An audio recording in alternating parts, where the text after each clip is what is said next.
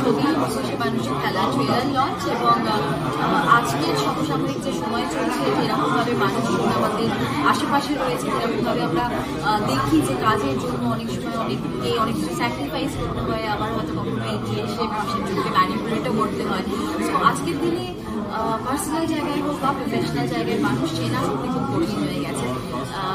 সেই রকম জিনিস, সেই বিষয়গুলো, সেই আশেপাশে চলতে থাকা ঘটনাগুলোই তুলে ধরা হয়েছে এই ছবিতে। আশা করছি ট্রেলার দর্শকের খুব ভালো লাগবে।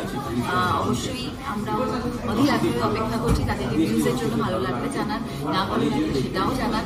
আর ছবি রিলিজ করতে চলেছে সামনে, সবাইকে পাশে চাই। থিয়েটারে গিয়ে টিকিট কেটে ছবিটা দেখার অনুরোধ রইল এবং ট্রেলার কেমন লাগলো আরও একবার জানান অবশ্যই আমাদেরকে। ফিল্মসের সাথে কাজ করে বা সাধারণ প্রোডাকশনের সাথে কাজ করে আমার অভিজ্ঞতা খুব ভালো, খুব ইন্টারেস্টিং। নানান রকম কনস্ট্রেন্টসের মধ্যে খুব কম দিনের মধ্যে অনেকটা কাজ তোলার প্রেশারের মধ্যে আমাদের কাজটা তুলতে হয়েছে। তো সেই সব কিছু মিলিয়ে খুব ইউনিক একটা ইন্টারেস্টিং অভিজ্ঞতা। তো তাদের আরও ভালো কাজ করার পরিকল্পনা রয়েছে। তো সকলকে সেই সময়ও পাশে চাই এবং এখনও পাশে চাই। Thank you. খেলাতে একটা প্রধান চরিত্র অভিনয় করেছি। আমার সঙ্গে সুব্রত দত্ত আছে, তার সঙ্গে প্রিয়াঙ্কা সিকদার, অরফিউস মুখোটি ছবির ডিরেক্টর, জয়দীপ হচ্ছে আমাদের এই ছবিতে অভিনয় করেছে। আবুধাবি জয়দীপের প্রথম বাংলা ছবি, এর আগে একটা ফিল্ম ছবি অভিনয় করেছে। আমাদের টিমে ধানি আছে, আরো বেশ কয়েকজন কলাকুশলী আছে যাদেরকে আপনারা দেখছেন রেগুলারলি। আজকে ছবিটির আমাদের ট্রেলার লঞ্চ হলো, মাঝখানে টিজার লঞ্চ হয়েছে এবং মিডিয়া থেকে অনেক বন্ধুরা এখানে এসেছিল। ট্রেলারটা দেখে সবাই খুব, টিজার দেখে তো সবাই খুব একটা, সবার মধ্যে একটা কি বলবো, সবার মধ্যে একটা এক্সপেকটেশন ছিল যে ট্রেলার কেমন হবে। Trailer was also very nice about this film. It's absolutely dark thriller about corporate and their corporate culture. তো তাতে প্রতি মুহূর্তে যেরকম একটা ক্রাইম আছে, ক্রিমিনাল আছে, কর্পোরেট কালচার আছে এবং আমার প্রত্যেকেই যে একটা মাস্ক পরে আছে সোসাইটি, সেটাকেও একটা টেনে আনার প্রচেষ্টা আছে। তো ছবিটা দেখুন আপনারা সবাই মিলে।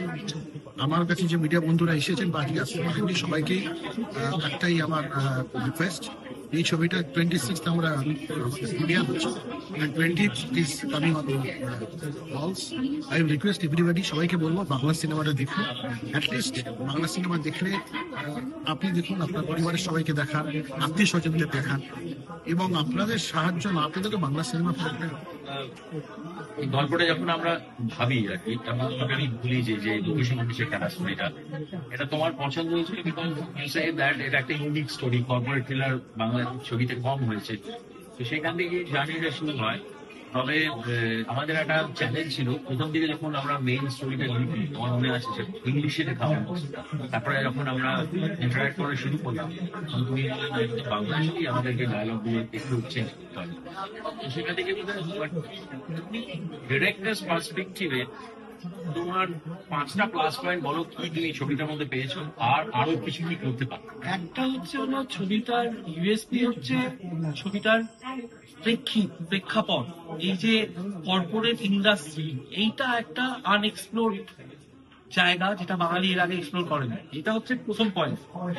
2 নম্বর হচ্ছে চরিত্রায়ন। প্রত্যেকটা চরিত্র জাস্টিস করেছে তাদের ক্যারেক্টারের সাথে, তো চরিত্রায়ন খুব ইম্পর্টেন্ট।